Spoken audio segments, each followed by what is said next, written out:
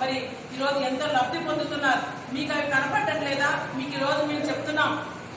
ఈరోజు జగనన్న ప్రభుత్వంలో ఏదైతే ఈరోజు బీసీలకి వాళ్ళ సంక్షేమం కోసం డీబీటీ ద్వారా 1,65,000 కోట్ల రూపాయలు కేవలం బీసీల కోసమే, అమ్మఒడి అనుకోండి, చేయూత అనుకోండి, ఆసన అనుకోండి, వసతి దీవెన అనుకోండి, విద్యా దీవెన అనుకోండి, నేతన్న నేస్తాం, మత్స్యకార భరోసా, జగనన్న చేదోడు, జగనన్న గోరు ముద్ద, మరి వైఎస్ఆర్ సంపూర్ణ పోషణ, వీటన్నింటినీ కూడా ఈరోజు అమలు చేస్తూ ఈరోజు 1,65,000 కోట్ల రూపాయలు బీసీ సంక్షేమం కోసమే ఖర్చు పెట్టినటువంటి ముఖ్యమంత్రి జగన్మోహన్ రెడ్డి గారు ఈరోజు మహిళా సంక్షేమం కోసం 30 లక్షల మంది ఎస్సీ ఎస్టీ బీసీ మైనార్టీ మహిళా మతనులకి ఇళ్ల స్థలాలు ఇల్లు ఇచ్చి మరి వాళ్ళందరూ కూడా అమ్మఒడి, చేయూత, ఆసరా, మరి ఇవన్నీ కూడా దాదాపు 1,70,000 కోట్ల రూపాయలు మహిళా సంక్షేమం కోసం ఖర్చు పెట్టినటువంటి ప్రభుత్వం జగనన్న ప్రభుత్వం.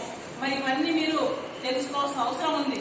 ఏదో ఈరోజు ఈ రాష్ట్రంలో మళ్ళా అధికారం రావాలని చెప్పి మోసపూరిత మాటలు చెప్తూ ప్రజల్ని డైవర్ట్ చేస్తూ మరి మీ ఉనికిని చాటుకోవాలని చూస్తే ప్రజలు సిద్ధంగా లేరు మీ మాయ మాటలు నమ్మడానికి.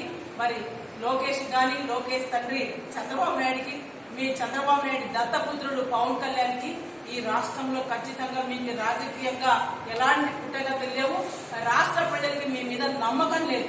ఎందుకంటే ఎందుకు నమ్మకం లేదంటున్నామంటే ప్రజలకి ఎన్నో హామీలు ఇచ్చారు. మీరు ఏ ఒక్క హామీని కూడా నెరవేర్చకుండా 2014 నుంచి 19 వరకు చంద్రబాబు నాయుడు ప్రభుత్వంలో మీ మేనిఫెస్టోనే మీరు చెత్తబుట్టిలో పాడేసినటువంటి నీచులు మీరు. అలాంటి మీకు మరి 2024లో ప్రజలు ఎలాంటి నమ్మకం మీ పట్ల ఉంటుంది? అన్ని రకాల్లో కూడా ప్రజల్ని అవమానపరిచారు, ఇబ్బందులు గురి చేశారు. వాళ్ళకి ఏ ఒక్కటి కూడా ఏ ఒక్క సంక్షేమ కార్యక్రమం కూడా అందించిన పాపాన్ని మీరు పోలేదు. మీరు బాగుపడ్డారు. చంద్రబాబు నాయుడు మీరు ఈ రోజు మరి మాట్లాడుతున్నారు ప్రజల ముందుకు వచ్చి, జైలు నుంచి వచ్చి నేను ఈ రాష్ట్రంలో సంపద సృష్టిస్తాను, నేను ఇచ్చేస్తా అది చేస్తా అంటున్నారు. నీకు 14 సంవత్సరాలు ముఖ్యమంత్రిగా ఇస్తే ఎందుకు సంపద సృష్టించలేదు? ఎందుకు పేదరికాన్ని పోగొట్టలేదు? ఈ రోజు మీరు సంపద సృష్టించుకోవడానికి, మీరు బాగుపడడానికి, మీరు సంపాదించుకోవడానికి మీరు అధికారం కావాలని చెప్పి ఈ రోజు ప్రజలకి మాయ మాటలు చెప్పి, మోసపూరిత మాటలు చెప్పి ఈ రోజు ప్రజల ముందుకు వస్తున్నారు. ఖచ్చితంగా మీ మోసపూరిత మాటలకి, మీ దగా రాజకీయాలకి, మీ వెన్నుపోటు రాజకీయాలకి ఖచ్చితంగా 2019లోనే మీకు బుద్ధి చెప్పారు.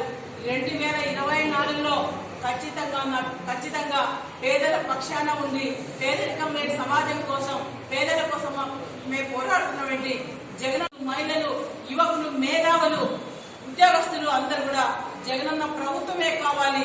జగనన్న ప్రభుత్వం ఉంటేనే మా పిల్లలకు అమ్మఒడి ఉంటుంది, మహిళలకు చేయూత ఉంటుంది, ఆసరా ఉంటుంది, 30 లక్షల మంది పేదలకి ఇళ్ల స్థలాలు, ఇల్లు కట్టిస్తాడు అనే నమ్మకాన్ని కల్పించి పేద హృదయాల్లో ఉన్నటువంటి మెండుగా ఉన్నటువంటి నాయకుడు జగన్మోహన్ రెడ్డి గారు ఖచ్చితంగా 2024లో జగనన్న ప్రభుత్వమే, ప్రజా ప్రభుత్వమే వస్తుందనేది రాష్ట్ర ప్రజలందరూ కూడా నేను విజ్ఞప్తి చేస్తున్నాను. రాష్ట్ర మహిళా అధ్యక్షురాలుగా, ఒక బీసీ మహిళగా, ఆంధ్రప్రదేశ్ ప్రజానికానికంతా కూడా మనము ఇలాంటి మోసపూరిత మాటలు, ఇలాంటి దగా చేసి మనల్ని ముంచినటువంటి ఈ చంద్రబాబు నాయుడిని, పవన్ కళ్యాణ్ని ఎట్టి పరిస్థితుల్లో నమ్మొద్దండి.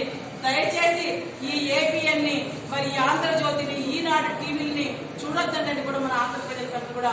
ఎందుకంటే వాళ్ళవన్నీ తప్పుడు రాతలు, తప్పుడు ప్రసారాలు చేస్తున్నారు. మన జగనన్నని ఏ విధంగా ఇబ్బంది పెట్టాలని చూస్తున్నారు.